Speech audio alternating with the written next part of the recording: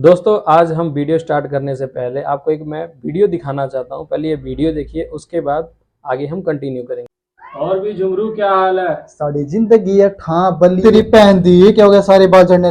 देखा आपने लापरवाही का नतीजा है।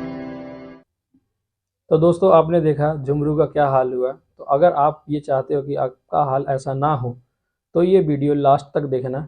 आपको इसमें मैं कॉजेस ऑफ हेयर फॉल बताऊंगा, मतलब क्या कारण है हेयर फॉल होने के, और इसके साथ में ट्रीटमेंट भी बताऊंगा कि इसको कैसे कैसे ट्रीटमेंट दिया जाता है। तो दोस्तों वीडियो के लास्ट तक बने रहें।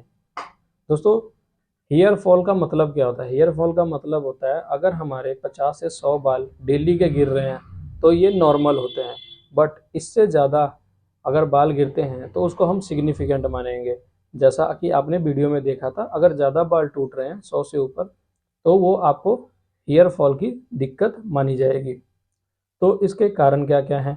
इसके कारण जो 3-4 हैं, जो मेजर कारण है, मैं आपको वो बताता हूँ।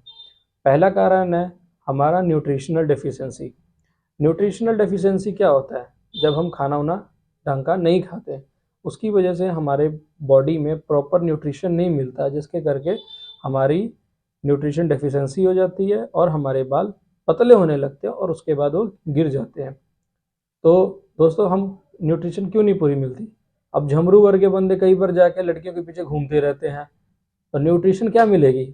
वो तो तब खाना खाते जब उनका बोला जाता है मेरे बाबू ने खाना खाया, तब वो जाके खाना खाते हैं। तो उनको न्यूट्रिशन कहाँ से मिल जाएगी? इसीलिए लड़की का चक्कर छोड़ो और अपने न्यूट्रिशन पे ध्यान दो। बाहर का खाना कम खाओ और घर का खाना ज़्यादा खाओ। आपको घर के खाने ही अगर प्रॉपर खाओगे तो आपको न्यूट्रिशन प्रॉपर मिल जाएगी। न्यूट्रिशन में मेन क्या क्या होते हैं? विटामिन B12 होता है, D3 होता है, जिंक होता है, बायोटीन होता है, और भी मिनरल्स और विटामिन्स होते हैं। ये सारे अगर आप प्रॉपर खाओगे तो घर के खाने में ही मिल जाता है। और घर का खाने में क्या क्या खा सकते हैं? जो भी घर पे बनता है वो तो खाओ, साथ में आप फल खा सकते हैं, हरी सब्जियां खा सकते हैं, बट इनको रॉ मटेरियल में खाओ। जैसे आप खीरा खा लिए, चुकंदर खा लिए, इनका गाजर खा लिए, इनका सलाद बना के खाने के साथ खाइए। इससे आपकी हेल्थ भी ठीक रहेगी, आपको न्यूट्रिशन भी प्रॉपर मिलेगा। दूसरा, आपको अगर इससे न्यूट्रिशन नहीं पूरा होता है तो आप मल्टीविटामिन ले सकते हो। हेयर लॉस के लिए भी जो स्पेशल मल्टीविटामिन आते हैं, जैसे फॉली हेयर आता है, लॉन्गी हेयर आते हैं, मैन के लिए अलग आते हैं, वुमेन के लिए अलग आते हैं, वो टैबलेट आप ले सकते हैं। एक टैबलेट रोज़ खानी होती है, वो आप अपने ब्रांड की और अपने अवेलेबिलिटी के हिसाब से देख लेना। बाकी मैं आपको ऊपर फोटो में दिखा दे रहा हूँ कि कौन कौन से ब्रांड की अवेलेबल होती है ज़्यादातर मार्केट में। तो दोस्तों ये तो हो गया न्यूट्रिशनल डेफिशिएंसी और ये हो गया उसके ट्रीटमेंट। दूसरा दोस्तों हार्मोनल। अब हार्मोनल क्या होता है? लेडीज़ और जेंट्स दोनों में हार्मोनल के चेंजेस करके बाल का टूटते हैं। लेडीज़ में कौन कौन से हार्मोन दिक्कत होती है? एक तो सबसे बड़ा कारण है थायराइड हार्मोन। थायराइड हार्मोन का ऊपर नीचे लेवल होने की वजह से उनके बाल टूटने स्टार्ट होते हैं। लोग इधर उधर के तेल लगाते रहते हैं और दवाइयाँ खाते रहते हैं, बट जो चीज़ की दिक्कत होती है वो उनको पता ही नहीं लगती। अगर हमें थायराइड पता लग जाए कि हमारा ऊपर नीचे, अगर उसी चीज़ की हम जड़ को सही कर दे तो हमारा प्रॉपर अपने आप ही ठीक हो जाएगा। तो दोस्तों सबसे पहले हमें उसका कारण पता होना चाहिए, इसीलिए पहले आप अपने जो बॉडी के हार्मोन का टेस्ट कराइए। ये लेडीज़ में ज़्यादा होते हैं, इसलिए लेडीज़ को हार्मोन के टेस्ट कराने चाहिए। जैसे अपना थायराइड हो गया, अबॉर्शन के बाद कुछ हार्मोन का ऊपर नीचे होता है, मेनोपॉज जब पीरियड्स बंद हो जाते हैं, जिस समय लेडीज़ के 45 से 50 साल की उम्र में, उस समय भी ये बालों का टूटना स्टार्ट होता है या झड़ना स्टार्ट होता है, ये बहुत ज़्यादा झड़ जाते हैं। उस समय अपने डर्मा के डॉक्टर से कंसल्ट कीजिए, वो आपको डिटेक्टिव की तरह बन के वो उसको चेक करेंगे कि ये बाल क्यों झड़ रहे हैं, कहीं न्यूट्रिशन की डेफिशिएंसी तो नहीं है, या कोई हार्मोनल चेंजेस तो नहीं है, या मेनोपॉज के होने के कारण तो नहीं हो रहा है। तो इस करके आपको वो बढ़िया से गाइड कर सकते हैं। मेल में क्या होता है? मेल में टेस्टोस्टेरोन के कारण होता है। टेस्टोस्टेरोन, अरे वो चीज़ नहीं है कि आप टेस्टोस्टेरोन बूस्ट हो जाएगा तो उसकी वजह से भी दिक्कत आती है। कैसे? अब मान लो जिसके अंदर टेस्टोस्टेरोन लेवल अप है या जिसके अंदर टेस्टोस्टेरोन ज़्यादा हो रहा है, उससे क्या होता है? DHT हार्मोन बनता है। अब DHT क्या होता है? DHT होता है डाई हाइड्रो टेस्टोस्टेरोन। ये एक हार्मोन होता है और जो टेस्टोस्टेरोन से बनता है। ये बनाता कौन है? तो 5 अल्फा रिडक्टेस एंजाइम होता है जो टेस्टोस्टेरोन को डीहाइड्रोटेस्टोस्टेरोन में कन्वर्ट कर देता है। और ये डीहाइड्रोटेस्टोस्टेरोन क्या करते हैं? ये हमारे जो हेयर फॉलिकल में वहाँ पे जाके हमारे जो बाल जो थिक होते हैं उनको थिन कर देते हैं। थिक मतलब मोटा, थिन मतलब पतला। अब पतले को मोटा कर रहे हैं तो क्या होगा? जब पतले को मोटा करेंगे तो बाल और पतले होते जाएंगे, और जैसे जैसे पतले होते जाएंगे वहाँ पे गंजापन आना स्टार्ट हो जाएगा, जिसको मेल बाल्डनेस कह देते हैं या गंजापन कह देते हैं या एंड्रोजन एलोपेसिया कह देते हैं मेडिकल टर्म में। तो दोस्तों इसका ट्रीटमेंट क्या है?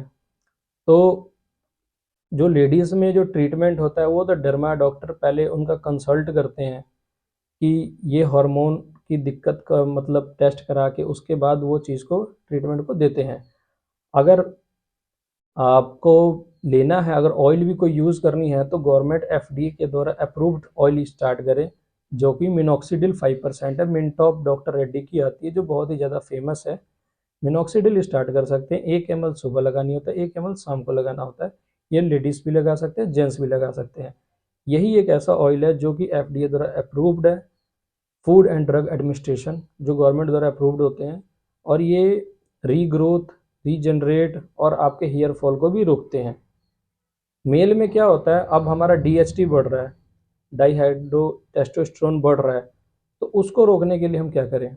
उसको रोकने के लिए एक टैबलेट आती है फिनेस्टेरॉइड। फिनेस्टेरॉइड क्या होता है? ये और बहुत सी कंपनियां बनाती है। ये जो फिनेस्टेरॉइड होता है, ये टैबलेट एक टाइम 1 mg की होती है, एक दिन खानी होती है। आप इसको एक दिन अल्टरनेट करके भी खा सकते हैं या ओडी डोज रेगुलर खा सकते हैं। बट इस टैबलेट के कुछ साइड इफ़ेक्ट भी होते हैं जो कि आपको डर्मा के डॉक्टर के अकॉर्डिंग ही लेना चाहिए। क्यों? क्योंकि इसके जो साइड इफ़ेक्ट होते हैं वो सेक्सुअल हार्मोन को भी कम करता है। इसलिए ये जब भी टैबलेट लें अपने डॉक्टर से ज़रूर कंसल्ट कर लें। अगर आपको ये चीज़ यूज़ करना है, ये साल्ट यूज़ करना है फिनेस्टेरॉइड, तो आप मिनॉक्सिडिल के साथ साथ फिनेस्टेरॉइड का ऑयल भी आता है, मतलब दोनों कॉम्बिनेशन में आते हैं, जिसको हम मिनटॉप गेन के नाम से एक ऑयल आता है जिसमें मिनॉक्सिडिल और फिनेस्टेरॉइड दोनों का कॉम्बिनेशन होता है, जो मेल भी लगा सकते हैं, फीमेल भी लगा सकती हैं। इसमें क्या होता है कि ये आपको डीएचटी 50 से 70% तक ब्लॉक कर देता है, मतलब जिसकी वजह से आपकी जो बाल में जो थिन हो रहे थे उसको थिक करता है। जब थिक होंगे तो वो टूटेंगे नहीं तो हेयर फॉल होगा नहीं। अगर हेयर फॉल हो भी गए तो वहाँ से दोबारा से रीग्रोथ होना स्टार्ट हो जाएगा। तो ये था दोस्तों ट्रीटमेंट, कि अगर आपके बाल मेल में तो ज़्यादा बाल टूट रहे हैं तो ये उसके ट्रीटमेंट ले सकते हैं। कौन सा? मिनटॉप गेन ऑयल, जिसमें क्या है? मिनॉक्सिडोल के साथ फिनेस्टेरॉइड का कॉम्बिनेशन है। ठीक है दोस्तों। अब आ गया हमारा तीसरा कारण, स्ट्रेस, जो आजकल बहुत ज़्यादा होते जा रहा है। Stress, mental stress, physical stress. Mental stress क्या है? मेंटल स्ट्रेस दोस्तों एंजाइटी डिप्रेशन। हम एंजाइटी डिप्रेशन में कैसे जा रहा है? हमारा यूथ कैसे जा रहा है एंजाइटी डिप्रेशन में? मुझे वो छोड़ गई, मुझे वो मेरे से बात नहीं कर रही है, ऐसा हो गया वैसा हो गया, इधर उधर की बातें के चक्कर में वो एंजाइटी ले ही जा रहा है। ना घर पे खाना खा रहा है, ना बाहर खाना खा रहा है, न्यूट्रिशन भी उसकी जा रही है। एंजाइटी की वजह से उसके बाल धीरे धीरे पतले होते जाते हैं, तो उसकी वजह से भी बाल्डनेस होना बहुत ही वो हो गया है, मतलब कि बाल्डनेस होना पक्का हो गया कि एनजाइटी की वजह से बाल्डनेस आ जा रही है। और भी क्या दिक्कत हो सकती है? फीमेल में भी आजकल बहुत ज़्यादा एनजाइटी डिप्रेशन रहता ही है। वो मेरे से प्यार नहीं करता, ऐसा नहीं करता, वो किसी और लड़के के साथ है, मतलब सेम थिंग ही है। समझ लो कि लड़का लड़की के चक्कर में एनजाइटी और डिप्रेशन से ही चला गया है। सबसे ज़्यादा तो यहीं से दिक्कत है। तो इसको ख़त्म करो और अपने सर पे ध्यान दो, और सर के बाल रहेंगे तो लड़कियां और रहेंगी और लड़के और रहेंगे। समझ गए? और दूसरा क्या था? Physical stress. फिजिकल स्ट्रेस क्या कहेंगे? बॉस ने मुझे इतना काम दे दिया, ओवर टाइम कराई जा रहा है, काम पे काम करी जा रहे हैं। वो फिजिकली आप उसमें इन्वॉल्व हो रहे हो, उसमें काम कर रहे हो, फिजिकली इन्वॉल्व होके उसकी वजह से जो स्ट्रेस हो रहे हो उसकी वजह से भी धीरे धीरे बंदा डिप्रेशन में चल जाता है, एंजाइटी में चल जाता है, और वहाँ के बाल जो हमारे जो फॉलिकल होते हैं, हेयर फॉलिकल होते हैं, रेस्टिंग फेस में चले जाते हैं और धीरे धीरे वो भी थिन होकर टूट जाते हैं। तो ये तो हो गया हमारा तीसरा कारण। इसको रोकते कैसे हैं भाई? एंजाइटी छोड़ दो, अपने आप रुक जाएंगे यार, इसमें क्या बताना तुम्हें। ठीक है, अपने बॉस को समझाओ कि सर मैं गंजा हो जाऊंगा ज़्यादा काम करूंगा तो। ठीक है। चौथा कारण, मेडिसिन। मेडिसिन से भी साइड इफ़ेक्ट होते हैं। हाँ भाई होते हैं। ये कैसे होते हैं? जैसे जो कैंसर की मेडिसिन चलती हैं, लॉन्ग टर्म मेडिसिन चलती हैं, उनके जो साइड इफ़ेक्ट होते हैं, उनकी जो गर्मी, मतलब कह सकते हो कि आम आम भाषा में कहेंगे गर्मी की वजह से उसके हमारे बाल जो होते हैं वो धीरे धीरे झड़ने स्टार्ट हो जाते हैं। एक तो कैंसर हो गया, दूसरा आजकल तो टाइफाइड में भी इतनी हायर एंटीबायोटिक देने लगते हैं लोग, जिनको नॉलेज नहीं होती है, उसकी साइड इफ़ेक्ट करके भी ये बाल टूटते हैं। मलेरिया की लॉन्ग टर्म थेरेपी चलती रहती है।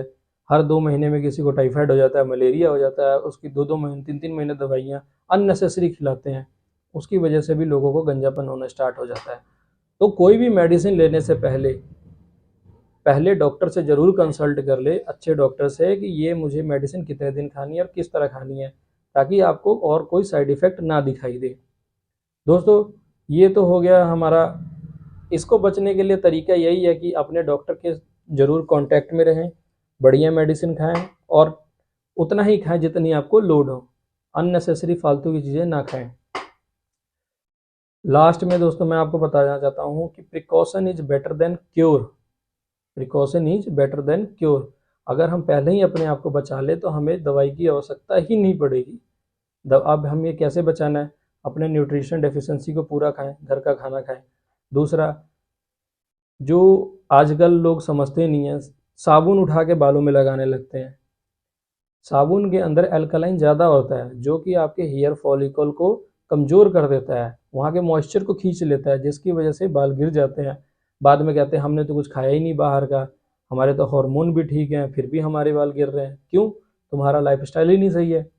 तुम कोई भी साबुन उठा के, डिटर्जेंट पाउडर उठा के बाल धो लेते हो, कोई भी साबुन लगा लेते हो। नहीं, ऐसा नहीं करना है। बालों में हमेशा आप प्रोटीन युक्त शैम्पू यूज़ कर सकते हैं, बढ़िया कंपनी के शैम्पू यूज़ करिए और बढ़िया से धोइए।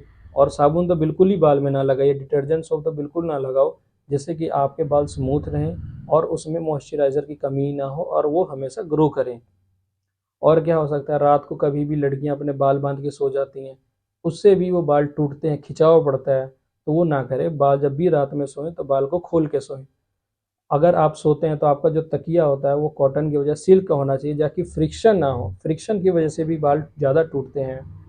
और क्या हम प्रिकॉशन ले सकते हैं? जो लेडीज़ होती हैं, बाल धोने के बाद अपने बाल को सुखाने के लिए ब्लोअर लगा देती हैं, या अपने बालों में जो तौलिए से मतलब रगड़ती हैं, उसकी वजह से भी वहाँ पे फ्रिक्शन होता है, घर्षण होता है और वहाँ पे बाल टूटने लगते हैं।